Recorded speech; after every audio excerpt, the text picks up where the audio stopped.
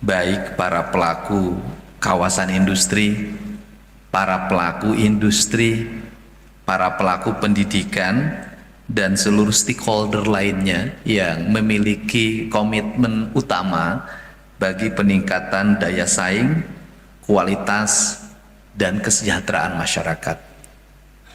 Saya perlu menyampaikan, Ibu Kepala Dinas Perdagangan dan Perindustrian, kita harus bisa membedakan karakter pengusaha dengan karakter pedagang itu beda. Pengusaha itu seorang ideolog. Dia punya ide, punya cita-cita, dan punya tujuan. Karena dia punya ide, punya cita-cita, dengan punya tujuan, kayak dengan politisi sama. Politisi juga ada dua. Ada politisi ideolog, ada politisi pragmatis. Kalau politisi ideolog, dia berpolitik itu punya cita-cita, punya tujuan, dan punya target masa depan 100 tahun ke depan. Tapi kalau politik pragmatis itu kayak pedagang, sifatnya transaksional. Yang penting menjabat, dapat honor. Ketika menjabat bingung mau ngapain, dia nggak ngerti. Nah, karena dia ideolog, seorang pengusaha itu pasti pemikir. Seorang pengusaha itu pasti pemikir. Karena seorang pengusaha itu pemikir, rata-rata para pengusaha tidak pernah mempersoalkan tampilan dirinya. Banyak pengusaha kaya raya dengan industri di mana-mana, badannya kurus, kacamanya tebal, bajunya lusuh, pakai HP-nya yang paling murah, rumahnya sederhana, seperti itu. Nah, perspektif kita ini harus dibenerin. Kita ini terninabobokan oleh, karena mungkin sekarang udah nggak musim, 10 tahun ke belakang, 20 tahun ke belakang, yang disebut dengan sinetron. Dalam sinetron itu selalu dibuat cerita orang kaya, pengusaha, nenteng tasnya paling mahal, mobilnya paling mahal, rumahnya paling bagus, tiap hari yang diomongin selingkuh, istrinya cemburu, nanti hartanya direbut ketika punya istri muda, nanti begini. Nggak ada dalam dunia pengusaha begitu, nggak ada. Pengusaha itu jangankan ngomongin selingkuh, tiap hari dia mikir apa yang menjadi target hidupnya. Kenapa? Karena pengusaha itu nanti puncaknya satu, kebahagiaan. Kebahagiaan pengusaha itu di mana? Manakala produksinya sampai target, manakala ide menciptakan satu barang yang kemudian barang itu bisa diterima di pasar, udah dimodalin banyak, dan kemudian ketika melihat para pekerjanya bisa bekerja dengan baik dan bisa memberikan kesejahteraan yang tinggi bagi para pekerjanya. Tuh, itu pengusaha. Nah, Indonesia ini karakter pengusahanya agak kurang. Yang banyak Indonesia itu dua, pedagang. Yaitu kalau pedagang, kamu barang harganya berapa, kamu mau beli berapa, kesini jual. Nah, kalau pedagang itu kadang-kadang nggak peduli dengan apapun, nggak peduli dengan bangunannya yang tidak pernah diurus, nggak peduli dengan toilet di tempat dagangnya yang kotor, nggak peduli apakah bangunannya melanggar sepadan atau tidak pernah peduli. Yang penting mah untung. Itu pedagang. Pedagang tuh tiap hari apa? Kerjanya ngitung duit, uang masuk dan uang keluar. Itu pedagang. Pengusaha jarang ngitung duit. Ada yang ketiga yang lebih parah, calo. Calo itu apa? Calo itu kerjanya hanya mempertemukan. Yang paling bahaya apa? Calo kalau jadi politisi. calo jadi anggota DPRD, calo jadi gubernur. Itu yang paling parah. Kenapa? Seluruh kekuasaan ada dalam dirinya. Kamu punya barang ini, lewat saya dulu, nggak lewat saya gua ganggu. Ini bahaya. Paling bahaya Republik ini, Jawa Barat ini, kalau calo-calo punya kekuasaan. Dia akan menggunakan kekuasaannya untuk memotong mata rantai ekosistem ekonomi. Dan akhirnya calo suka ngambil untung duluan. Jadi makanya calo itu KUD, yaitu kelompok untung duluan. Itu dulu ya. Nah, ini yang terjadi. Nah, apa kaitannya? Karena punya ide, punya gagasan. Nah, apa karakter pengusaha? Pengusaha paling tidak mau rese. Nggak mau itu rese pengusaha. Nggak mau ribut. Ingat loh, pengusaha selalu ingin iklim negaranya tentrem. Pengusaha ingin selalu harmoni dengan semua. Pengusaha ingin segala sesuatunya prosedur, rata-rata takut melanggar. Itu pengusaha. Nah, sehingga kalau Pak Kepala Satpol PP yang ditertibin tiap hari apa? Bukan pengusaha, pedagang. Bukan pengusaha. Nah, ini karena itu apa sih tugas negara? Tugas negara itu satu lah. Tugas birokrat itu kalau bantuin nggak bisa, jangan bikin susah, itu aja. Birokrat tuh satu aja. Lu bantuin aja nggak bisa, maneh mantuan mah moal bisa, mikir moal bisa, hese tong nyusahkeun. Jadi kalau pengusaha itu minta ke kita birokratnya, tong nyusahkeun aing, geus gitu aja. Gitu loh. Nah, karena prinsipnya jangan nyusahin, maka satu aja standar kita itu adalah SOP. Tetapi SOP kita harus logis. Yang tidak logis harus banyak dipangkas, disederhanakan, dipercepat. Ini saya. Maka gubernurnya harus bisa membaca itu agar apa? Membangun hubungan yang baik. Tugas saya apa? Tugas saya adalah mempertemukan ketersemutan berpikir antara keputusan pemerintah pusat yang pengennya begini dan keadaan di pengusaha pengennya begini. Sehingga ketika ketemu adalah terjadi sintesa, dan itu termasuk yang sekarang berkembang masalah pertanahan, akhirnya ketemu sintesa itu banyak selesai. Kenapa? Dialog. Ini selesainya, ini selesainya, ini selesainya, ini selesainya. Nah, ini selesai. Termasuk hari Selasa nanti ada pertemuan, hari Rebu pertemuan di kantor ATR BPN untuk menyelesaikan perwilayah tata ruang, terutama di wilayah Bogor, Bekasi, Karawang, Subang, Purwakarta, Indramayu, Bandung Barat. Itu yang menjadi sentral. Ini saya langsung akan memediasi, membicarakan dan mempercepat. Apa sih tujuannya? Tujuannya adalah circle keuangan harus jalan. Apa circle keuangan harus jalan? Kita nanya deh. Emang gagah gubernur? Enggak. Gagah gubernur itu kalau punya APBD. APBD harus sumber pendapatannya dari mana? Sumber pendapatan APBD itu pasti dana bagi hasil pajak, walaupun hasilnya sekarang sudah mulai terkoreksi, ya kan? Hasilnya ada tapi baginya yang mulai kurang. Yang kedua, pajak tuh dari mana? Sumber tertingginya sudahlah PPH, PPN, udah. Kalau BPHTB kayak gitu malah suatu saat di negara dihapus juga nggak apa-apa menurut saya. Saya jujur aja. Kalau pajak kendaraan bermotor suatu saat oleh negara dihapus, silakan, nggak ada masalah sebenarnya, asal negara konsisten pajak yang dipungut dari PPH, PPN yang itu peruntukannya layanan industri, layanan warga, itu harus kembali menjadi infrastruktur layanan dasar yang dibutuhkan. Sebenarnya saya ini sebagai gubernur malu, Pak, jujur malu. Kenapa? Saya setiap hari masih ribut ngurusin peningkatan pajak kendaraan bermotor.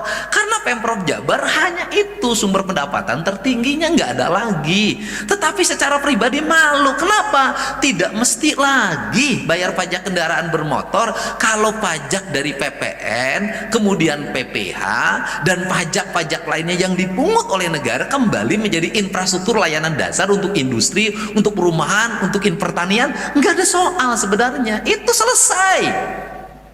Sebenarnya itu nggak perlu lagi mobil tanpa pajak akan melahirkan mobil murah, sehingga nanti kalau mobil tanpa pajak mobilnya murah. Kalau mobilnya murah maka umur mobil akan menjadi standar. Mobil yang sudah umurnya sekian nggak usah beredar lagi, sehingga jalan terbebas dari kecelakaan.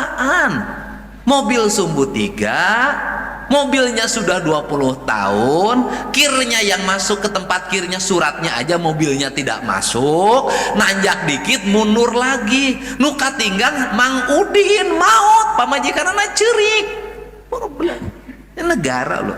Nah, sehingga mana yang harus digenjot? Industri ya Pak. Kenapa? Industri itu daur ulang. Bikin pabrik di sini selama 20 tahun, luasnya 5 hektar, menghasilkan triliunan, hutan tidak gundul, laut tidak rusak, kecuali pencemaran lingkungan dari pabriknya. Gak ada pembabatan, gak ada, aman, segini. Tapi menghasilkan apa? Orang bekerja sekian ribu, bayar pajak terus. Lahir inner circle ekonomi. Tukang pecel lele, tukang rujak, nasi padang. Lahir lagi kehidupan keluarganya. Sekolah, kredit motor, bangun rumah. Inner circle lagi. Tambah istri. Kan ada juga gaji UMK 5 juta, istrinya 2, ada. Saya punya temen dulu waktu saya kerja di pabrik, itu temen saya istrinya 3. Itu terakhir dia stroke gitu, lihat. Pas stroke saya bilang, kamu tinggal sama siapa? Nu kolot atuh sia teh cenah. Nu ngora eueuh ninggalkeun kabeh cenah. Ya biasa begitu. Ini yang dibangun. Untuk itu berbagai komponen kita yang menghambat industri harus segera diselesaikan. Caranya bagaimana? Ya caranya adalah Bapak dan Ibu jangan sungkan WA Kepala Badan Penanaman Modal, 1 pintu ya, ke Badan Kepala Perindustrian Perdagangan, untuk apa? Untuk menyampaikan, nanti biar dia WA forward saya. Sudah WA-in aja kasih untuk diselesaikan. Kenapa? Saya berkomitmen menjaga industri di Jawa Barat dari berbagai gangguan. Satu, hambatan birokrasi, premanisme, tekanan kanan kiri, saya akan bantu sampai tuntas. Nah, untuk itu pada hari ini, karena ini percepatan, saya ketemu nih sama Bapak yang dari Delta Mas, akan memperluas lagi kawasan industrinya. Biar orang pada kerja. Saya nanya, apa sih yang dirubah? Setpen ya? Ya, yang dirubah. Perlu apa dari provinsi ini? Saya nanya ke Pak Dedi Taufik, perlu waktu berapa? Ya hanya rapat aja udah deh. Kalau rapat nggak usah bikin surat lagi. Ketemu saya hari ini, panggil tuh kepala bidang tata ruangnya. Habis ini selesaikan 5 menit, saya tanda tangan, selesai lah, udah cepet lah gitu. Ngapain harus rapat? Pakai layar paparan lah. Wadulan, bohong.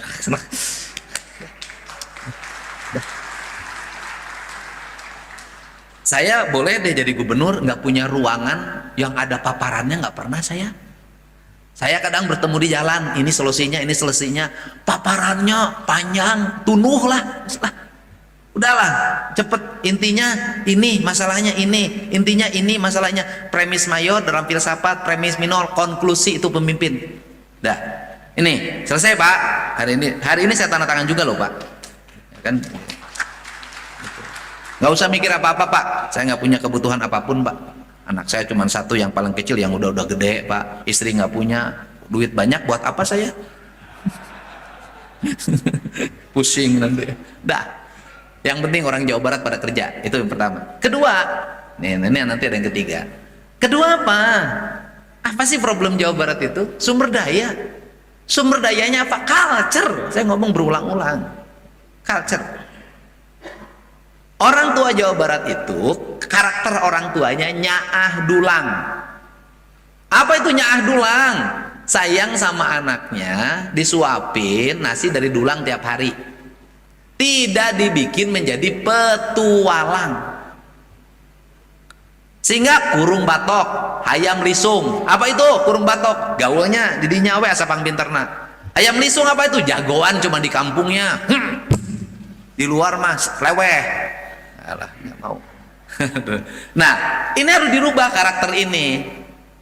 Caranya bagaimana? Pendidikan. Orang tuanya, saya ngajak pada orang tua dimanapun untuk banyaklah memberi kesulitan pada anak kita. Dan jangan terus-terusan mengambil alih kesulitan yang ada dalam diri anak kita. Kenapa? Ibu sudah membiarkan anak-anaknya menjadi hayam sayur, menjadi orang-orang yang akan kalah dalam bertarung. Saya bersyukur pada Allah, sejak kecil saya selalu mendapat kesulitan sampai sekarang. Terus setiap hari dikasih kesulitan. Kenapa? Saya terus terlatih untuk menyelesaikan kesulitan. Tuh. Nah, bagaimana? Itu culture lingkungan. Nyaahna es bonbon ciri khasna. Apa itu? Nangis bere es bonbon, baheula mah permen. Saya itu sama ibu saya dilatih. Dilatih apa? Ada tukang es. Cleaning, cleaning, cleaning. Hayang dari pangmelikeun.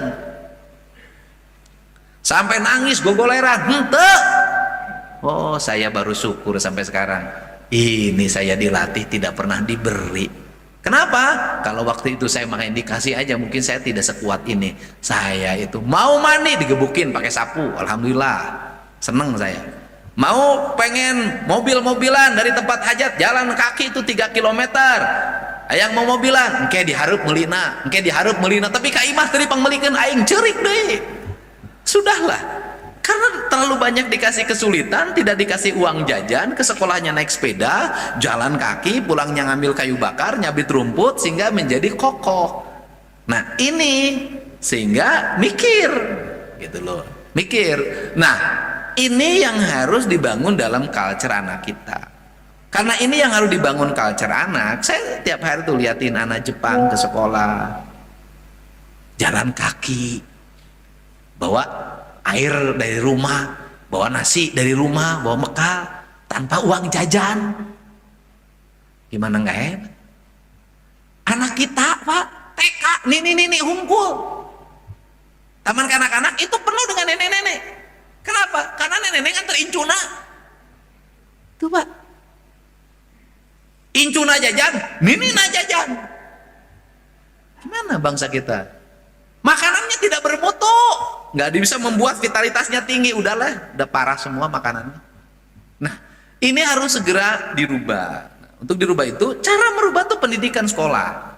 Sehingga saya minta Pak Purwanto koordinasi dengan seluruh kepala dinas pendidikan, sekolah jam masuk tutup, pintu sekolahnya kunci, nggak boleh siapapun masuk ke sekolah, tutup.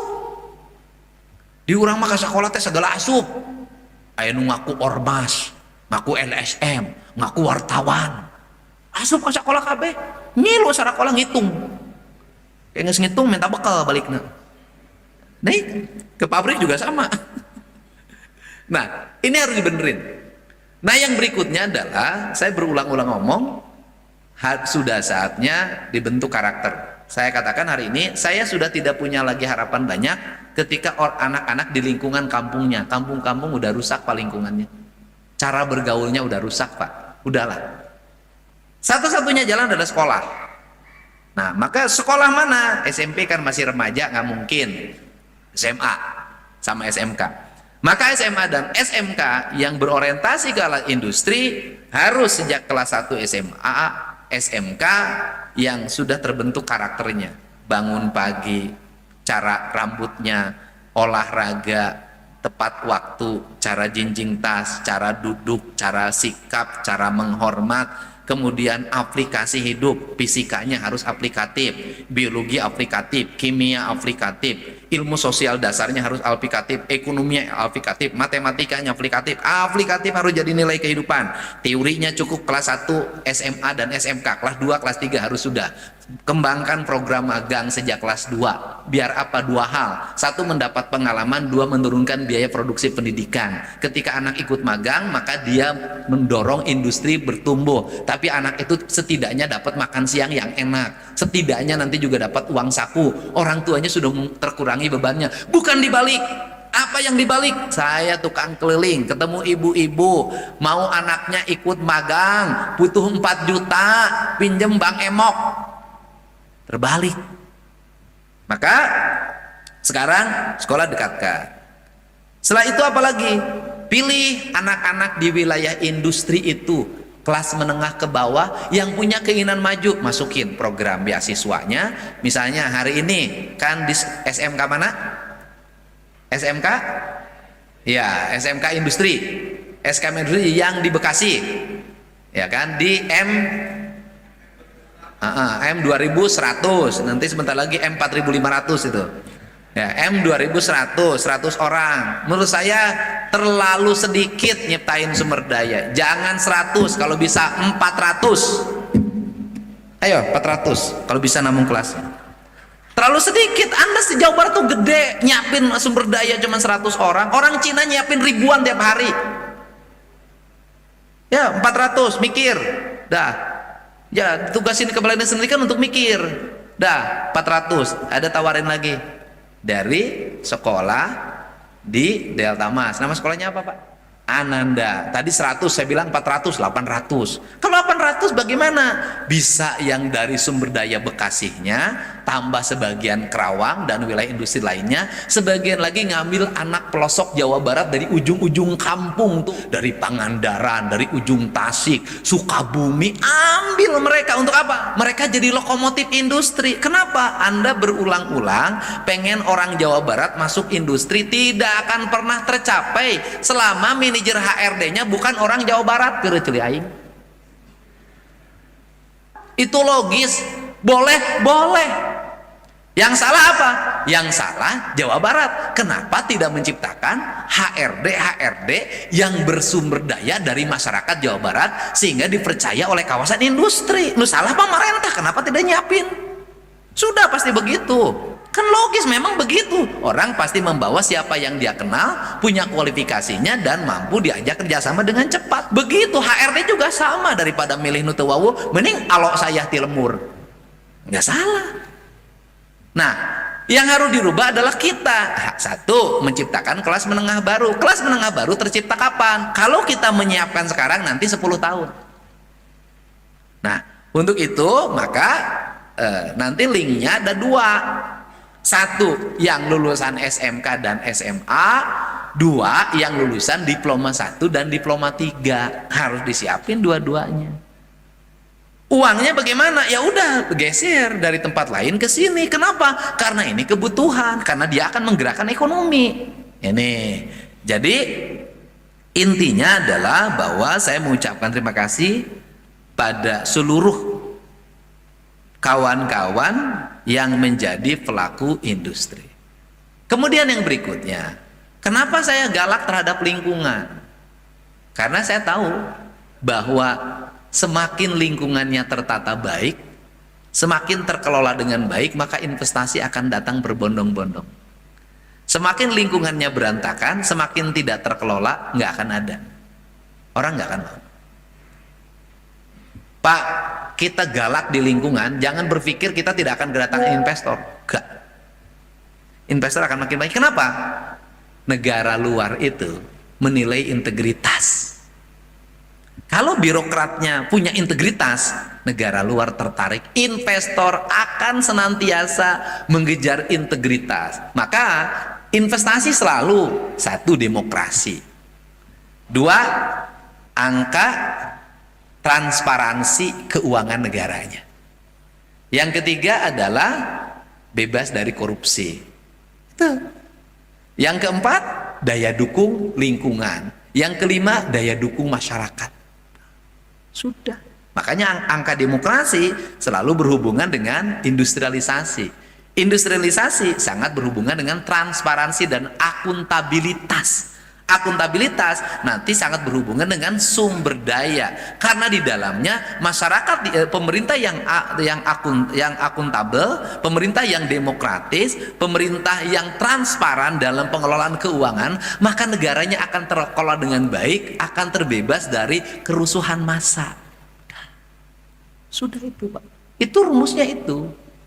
Nah, ini klaimnya harus tetap dibangun, maka pemerintah, gubernur ngomong juga transparan. Sehingga saya tiap hari pendapatan daerah diumumin, itu transparansi. Anda bayar pajak, harus balik. Nah, maka kemudian integritas, misalnya lingkungan, ya kalau hukuman ya hukuman tetepin, jangan mau dinegosiasi. Kenapa? Ketika Anda dinegosiasi, yang negosiasi ini akan bercerita lagi ke investor lain, udah gampang, Indonesia mah kepala desa ajak ngomong aja, hukuman bisa ditawar, bayar sekian, selesai, rusak. Nah ini maka nggak boleh, konsisten. Dan ingat loh, para pengusaha seneng sama birokrat yang konsisten.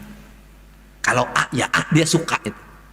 Nah itu, nah gitu. Nah ini yang saya gaul dari dulu dengan para pengusaha itu. Nah kemudian saya sebagai gubernur tidak ragu. Untuk itu lingkungan untuk apa? Karena lingkungan itu nanti berdampak pada ekologi dan keharmonian penghuni. Ekologi dan keharmonian penghuni apa? Loh, kan pengusahanya harus tinggal di Indonesia. Bila perlu dia betah di Indonesia tinggal. Bila perlu banknya juga duitnya di Indonesia dong, jangan di luar negeri. Makanya bank di Indonesia harus terpercaya. Agar apa? Kalau bank di Indonesia terpercaya, para pengusaha ini nyimpen uangnya di Indonesia, tidak di Singapura. Yang kedua, harus ada jaminan dong keamanan. Yang ketiganya, harus ada jaminan dong kenyamanan. Tinggal di rumahnya tertib, udaranya bersih, lancar lalu lintasnya, tidak macet, bebas dari kejahatan. Karena orang kaya itu yang dicari itu adalah kenyamanan. Maka pemerintah provinsi harus mikir gimana ciptakan lingkungan yang nyaman. Jalannya harus lebar-lebar, lampu penerangan jalannya harus terang, drainasenya harus terbangun dengan baik, petugas tukang sapunya harus ada dalam setiap hari, pos keamanannya harus terisi oleh pengamanannya, bersenjata. Kemudian lalu lintasnya harus tertata dengan baik. Kalau gubernur hari ini ngurusin sampai detail teknis, ngurusin kaki lima, ngurusin bangunan-bangunan yang semrawut di mana-mana, membuat jalan-jalan di Jawa Barat dibikin menjadi bersih, tertata, rapi. Saya lagi ngapain? Lagi ingin duit-duit gede datang ke Jawa Barat dan tetap di Jawa Barat. Maka saya pilihannya begini, Bu. Daripada dia dagang di pinggir jalan, dapat seminggu hanya 300.000, saya lebih menawarin dia jadi tukang sapu, gajinya 4,2 juta. Kenapa? 4,2 juta pasti, tapi bangunannya dibongkar, bersih. Nanti orang masuk hotel penuh, masuk kafe penuh. Dia nanti anak-anak kita banyak yang kerja di perhotelan, di kafe, upahnya terstandar, asuransinya dijamin, hari tuanya dibayar. Tapi mereka ibu-ibu ini juga bisa kerja nyapu, gajinya ada asuransi kesehatannya. Hari tuanya didapatnya dari mana? Dari uang pajak hotel itu, muter. Apa yang di mana ini terjadi? Singapura. Singapura tuh orang-orang usia tua itu kerja, tetap diberi pekerjaan. Kenapa? Karena biaya hidupnya mahal. Tinggal di apartemen mahal. Kemudian kalau jadi jompo harus ada yang ngasuh. Yang ngasuhnya dari Indonesia, harus digaji. Kenapa orang Singapura kemudian telat nikah? Kenapa orang Jepang mulai telat nikah? Kenapa sekarang orang Tiongkok juga mulai telat nikah? Jumlah perempuannya lebih sedikit, biaya hidup ketika menikah lebih mahal. Di Indonesia urusan nikah murah. Ayo nu mas kawin cepet kemarin di Depok. Saya menikah dengan mas kawin 100.000 jadi Indonesia. Hebat. Kenapa? Ikhlas indungna. Mending lamun isukna terus rumah tanggana alus, reuneuh. Geus reuneuh ngajuru, salakina beger deui kawin deui. Nah, habis ini dia lah hamil lagi, kawin lagi. Saya nemuin yang begitu sampai 6 kali di 6 titik dia meninggalkan 6 anak. Di Jawa Barat eta teh. Ini kan. Maka jawabannya adalah satu, sekolah. Maka jawabannya bagi perempuan hari ini adalah berpendidikan dan bekerja. Saya menyadari bahwa perempuan harus berpendidikan dan bekerja itu setelah punya anak perempuan. Kenapa? Saya khawatir, daripada engke sia salakina teu balik mending gawe lah. Kan tepuk tangan. Ada kecemasan. Gitu ya, mending kalau cerainya dengan Dede Mulyadi gono gini nih aya. Jadi bupati. Lamun jeung nu sejen kan ripuh. Ini kan penting, Pak, anak perempuan kita.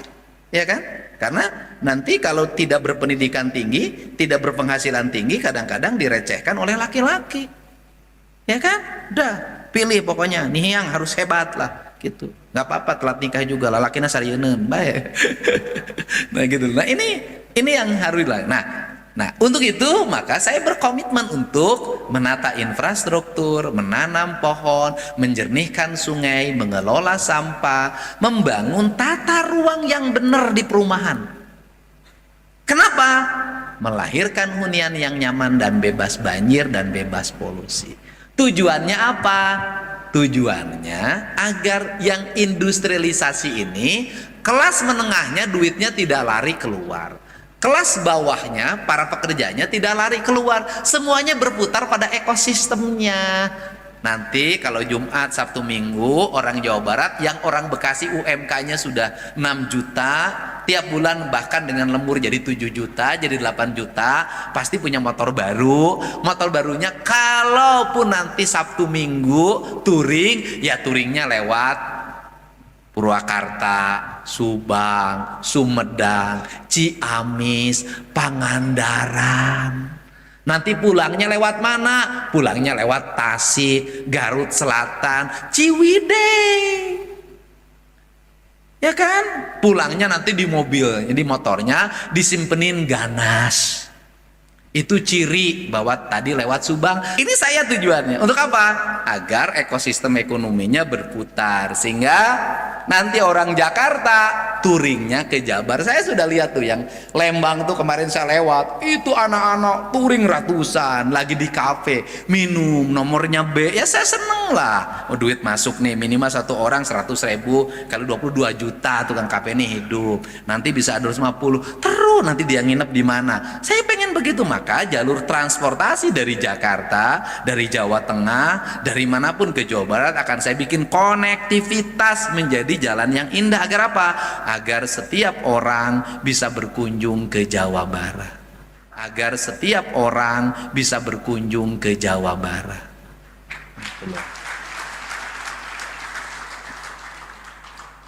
Ini kunjungan gak main-main.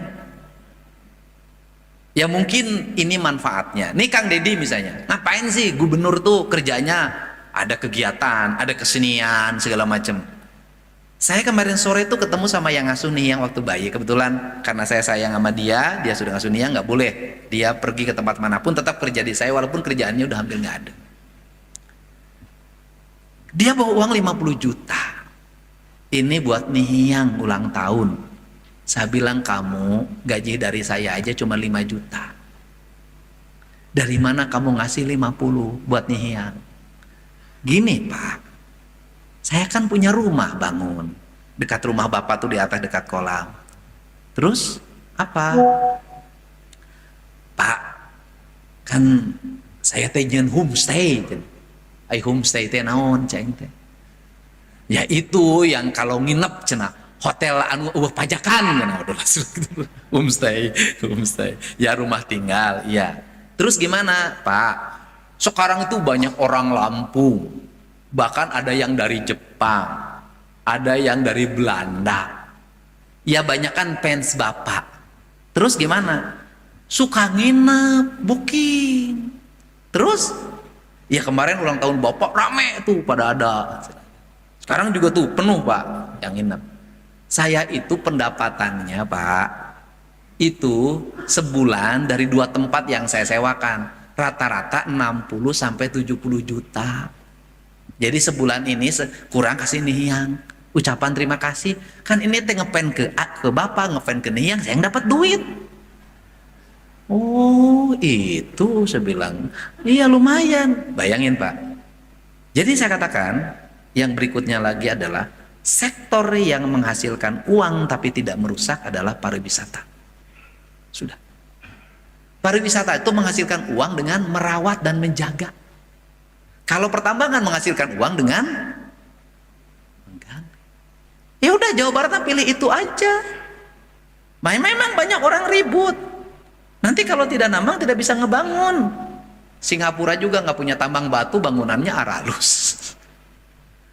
Singapura nggak punya tambang pasir, jalannya lebih bagus daripada Indonesia. Nggak punya kuari. Singapura ada kuari nggak pak? Nggak ada. Tapi betonnya, jalan hot mix-nya lebih bagus dari kita. Bisa. Kalau ekonomi kita sudah meningkat, sudah lebih baik ya bahan tambang kita beli dari luar aja. Itu daripada ngerusak tempat kita. Jangan dibalik, tambang di Jawa Barat diangkutin, yang terbangun adalah kota lain yang asalnya tanahnya 50.000 sekarang sudah jadi 10 juta per meter, sedangkan daerah yang dieksploitasinya miskin, anak-anaknya terbelakang. Nggak mau saya otak saya bukan otak penambangan, otak saya adalah otak industri dan otak pariwisata. Negara akan maju hanya dengan 2 hal, industri dan pariwisata, bukan dengan pertambangan. Kenapa? Pertambangan itu nanti sangat identik dengan perang. Daerah yang memiliki potensi energi yang tinggi, energi pertambangan tinggi, pasti daerah itu menjadi incaran dan kemudian menjadi medan konflik. Betul nggak Pak? Makanya satu-satunya cara adalah merubah mindset kita. Negara industri itu diburu, dan negara yang menjadi pusat wisata itu pasti bebas konflik dan tidak akan pernah diinvasi, taruhan saya. Negara yang potensi wisatanya basisnya apalagi kebudayaan dan alam, negara itu tidak akan pernah dijajah. Dan negara itu bisa jadi aman meskipun tidak punya keamanan yang hebat, taruhan saya. Silakan. Di Eropa ada negara yang tanpa kekuatan militer, tapi negara itu menjadi negara wisata. Ada negara yang nyaman disimpan duit, kayak di Swiss. Swiss itu kan semua duit disimpan di situ. Negara terpercaya tempat menyimpan duit yang paling aman. Bayangin aja, negara yang terpercaya tempat nyimpen duit yang paling aman. Tanpa apapun dia bisa maju negaranya karena duitnya banyak disimpan di situ. Di kita mah lain. Jadi Jawa Barat itu adalah 3 hal menurut saya.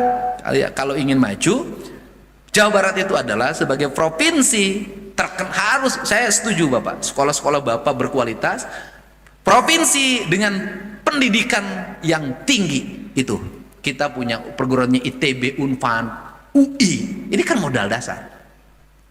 Yang kedua, provinsi yang mengembangkan industri berbasis ekologi. Kalau sudah berbasis ekologi berarti industrinya tidak ganggu pertanian, industrinya tidak ganggu kelautan. Kemudian yang ketiga adalah kita adalah sebagai provinsi yang memiliki basic kepariwisataan. Sehingga pabriknya di Kerawang, pabriknya di Bekasi, pabriknya di Purwakarta, pabriknya di Subang, pabriknya di Majalengka, pabriknya di Cirebon, di Indramayu, sekarang di Kabupaten Bandung sebagian, di Bandung Barat sekalian. Tapi setiap minggu, setiap bulan piknik sampai Pangandaran, sampai Cianjur Selatan, sampai Garut Selatan, sampai Ciamis distribusi. Dan distribusi itu nanti itu bukan hal yang berat karena ada kemudahan konektivitas infrastruktur, sehingga dengan menggunakan motor dan mobil Sabtu Minggu mereka bisa keliling Jawa Barat. Itu cara sebenarnya. Ciwidey udah sok, saya mah sekarang sudah jadi gubernur, saya terkoneksi, udah tahu lah. Berangkat dari Subang, mau lewat mana? Mau lewat Cikamurang masuk ke Majalengka, Majalengka ke Ciamis, Ciamis nanti ke Banjar, dari Banjar ke Pangandaran, dari Pangandaran nanti ke Tasik Selatan, Garut Selatan, nanti terkoneksi ke Cianjur Selatan, nanti keluar dari Sindang Barang, nanti masuknya lagi ke Cianjur, Bogor, udah terkoneksi. Nanti dari Bogor kemana lagi muternya? Dari Bogor nanti ke Jonggol, dari Jonggol nanti muter ke Karawang, lewat keliling Sanggabuana. Sanggabuana nanti mau muter kemana lagi? Mau ke Purwakarta boleh, mau terus ke Bandung Barat boleh, mau terus muter lagi ke Bogor lagi boleh, mau terus ke Cianjur juga boleh, terkoneksi Pak. Mau lewat mana lagi? Dari rumah saya. Mau geser kemana lagi? Mau ke Subang lewat selatan, lewat Segelaheran bisa. Lewat itu namanya Batu Kapur, lurus itu. Nanti lurus ke Ciater itu sebelah kanan, nanti terkoneksi lagi ke Purwakarta Wanayasa, ke Sawit. Sawit nanti saya mau bangun jalan lagi, belok ke kiri ke situ Ciburuy. Nanti lurus lagi ke situ, terkoneksi lagi. Yang jelek, paling jelek jalan apa? Jalan PLN Cirata. Masuk lagi ke situ, masuk lagi ke Cianjur. Cianjur kanan lagi Tanjung Sari. Terkoneksi. Nanti mau lewat mana lagi? Oke, ke kiri, Jalan Cagak. Jalan Cagak nanti ke Kasomalang. Kemudian ke Segelaheran, kemudian Cisalak, kemudian Kasomalang, Tanjung Siang, Sumedang. Sumedang nanti terkoneksi ke kiri lagi ke arah Indramayu, jalannya sudah bagus, lurus ke situ nanti langsung ke Wado. Wado nanti bagus lagi jalannya, sekarang terkoneksi lagi ke Tasik, keluar Malangbong, lurus ke sebelah itu, belah kini ke Kuningan. Kuningan lurus lagi ke Jawa Tengah. Jawa Tengah di Cimahisnya saya perbatasan Jawa Tengah, saya mau bangun jembatan lagi terkoneksi. Biar apa? Biar orang Cilacap pada belanja di Tasik dan di Ciamis. Udah hafal Pak, Jawa Barat mah. Inilah Gubernur Duda itu. Ya karena tidak punya istri jadi bebas pergi kemanapun. Wah ini terkoneksi. Nah ini, saya sampai sekarang, kenapa saya memilih tinggal di Subang? Agar saya keliling. Misalnya gini, kalau saya tinggal di Gedung Pakuan di sini, saya tidak akan bisa memperbaiki jalan dari rumah saya. Sekarang saya jalan dari rumah saya, dari Lembur Pakuan, sudah bersih dan tertata, sudah sampai Setiabudi. Pak silahkan cek deh, Bapak lewat ke Lembang, nggak ada lagi bangunan liar, sudah bersih. Nanti spot-spotnya akan saya buka, bangunan-bangunan yang di pinggir gunung tuh, gunungnya udah mulai terlihat. Nanti saya bikinin di situ taman-taman kecil, saya kasih nyala lampu, saya kasih meja, saya kasih kursi, kasih tempat kopi di situ nanti terus sampai sekarang udah sampai Setiabudi. Sampai Setiabudi nanti mau kemana? Ke Cihampelas. Kemarin Pemkot Bandung hari ini menyerahkan aset jalan Pemkot Bandung ke Provinsi Jawa Barat. Nanti Cihampelasnya biasa rapihkan. Nanti ke kanan ke sini ke Rumah Sakit Hasan Sadikin, ke situ Hotel Cemerlang, lurus nanti ketemu di sini. Dua-duanya nanti akan menjadi jalan yang tertata, berlampu dengan terang, kemudian trotoarnya baik, bersih, tukang sapunya 24 jam, bersih. Untuk apa? Terkoneksi Pak. Kenapa? Kemajuan Tiongkok karena konektivitas infrastruktur darat, infrastruktur laut, dan infrastruktur teknologi informasi. Semuanya terkoneksi. Itu. Jadi dengan jalan itu kemajuan akan terbangun, dan kemajuan itu satu, harus punya banyak jalan. Kemajuan akan dicapai manakala punya banyak jalan. Kalau kemajuan hanya satu jalan, maka yang ada adalah kemacetan.